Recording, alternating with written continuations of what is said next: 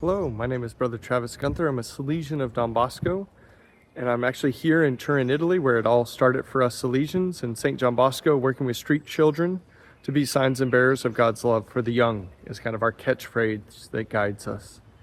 And I have the privilege today to talk to you about our scripture for today.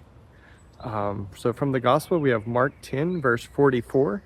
The one that wishes to be greatest amongst you will be a servant, and the one that wants to be first amongst you will be a slave to all.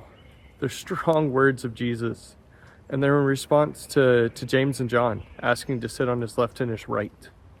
And so for me, there's three words that hit my mind about this gospel and really about all the readings is take, receive, and give. James and John are asking to take. They're almost demanding to receive something from Jesus. And he goes, you don't know what you're asking. And then to receive. All of the readings for today are about what we receive from God, his immense generosity and gift. The first reading is all about the precious gift of Christ's blood and the salvation we have received from him.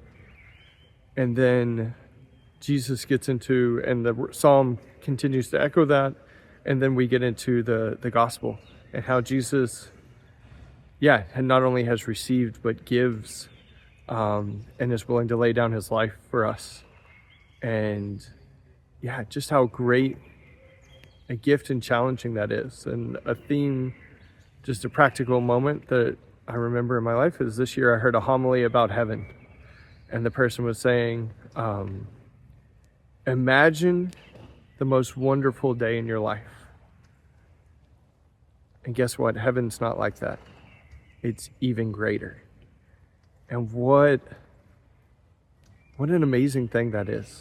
That instead of trying to take or plan what God is going to give me, can I open my heart to be ready to receive? Knowing that the road will be difficult, that there will be adventures, and adventures means there's unknowns and challenges. But God's grace and gift is so much bigger than that. And what we will receive is greater than I could ever imagine. Any of us could ever imagine. And so let us continue our adventure with open hearts, ready to receive so that we may be servants, more willing and more able to give to those in need and whoever God is calling us to love and serve and be signs of his love.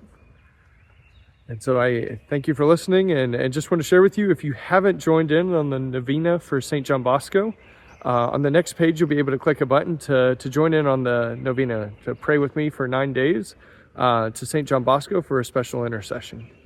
Have a beautiful day.